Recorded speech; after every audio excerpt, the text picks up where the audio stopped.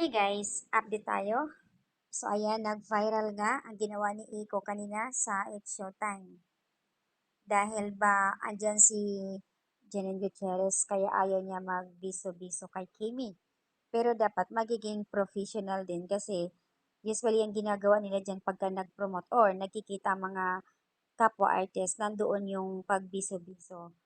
Dati ginagawa naman niya ni Iko eh. Kanina, makita sa isang video nga na something ini-ignore. Si Kimi gusto naman makikipagbiso din kasi nga normal lang naman niya sa kanila at saka wala namang koneksyon kung ano man yung mga personal kaya lang umiiwas si Iko.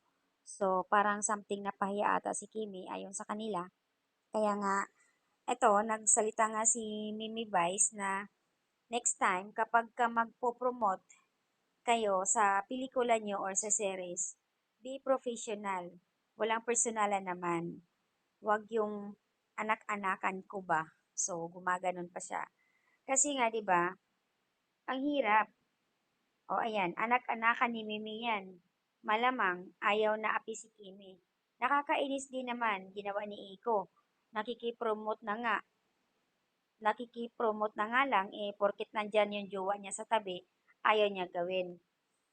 Walang, walang connection dapat doon. Kung andun man si Janine, wala namang problema eh. So, dapat ipinakita din niya yung pagiging professional niya. So, ayan lang guys. Kaya, ang daming nagbigay komento dito sa halip na susuportahan nila. So, ayan ang nangyayari sa ginawa ni Iko. Nag-viral. Sa Twitter, ang daming nagpo-post dito oh, pambabash kay Iko sa ginagawa niya. Malamang maraming ah, nagmamahal kay Kimi at maraming nagre-react na mga fandom dahil sa ginagawa niya, unprofessional. Kahit si Mimi Vice, sinasabi nga niya na dapat kung mag-promote, magiging professional. Wag naman yung gano'n na yung iba, hinahag, yung isa hindi. So, parang may something personal talaga. Dapat hindi gano'n. Masyadong obvious, nagpapahalata. Kaya nga siguro, dahil andoon nga si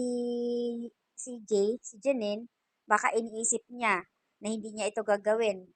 Alam mo, minsan iniiwasan yung ganun, iwas silos, or insecure, mga ganon, kasi baka nga, pag maihag ni Kimi, tapos, nandun din siguro yung baka magsisilos, ayaw siguro mangyaring na magkakaroon ng tampuhan sila or something insecure, ganon.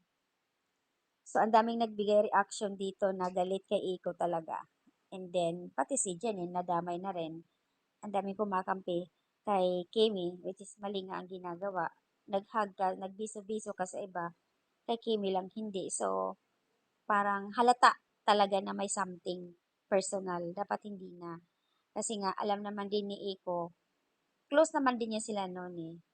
Walang dapat personalan kung nakikipag-promote sila dyan sa It's Showtime.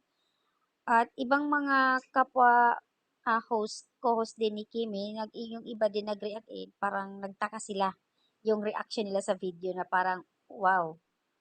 So, ayan lang yung update guys. Nakakaloka lang. Kapag love na love naman niya yung si Mimi, laging handang ipagtanggol si Kimi. All the time naman talaga. Kasi simulat sa pool pa lang talaga si Kimi and Mimi Vice. Ay, si Ann Curtis, yan si Karel. Yan talaga yung pinaka-main na ano nila dyan. So, ayan, ang galing mo, Vice.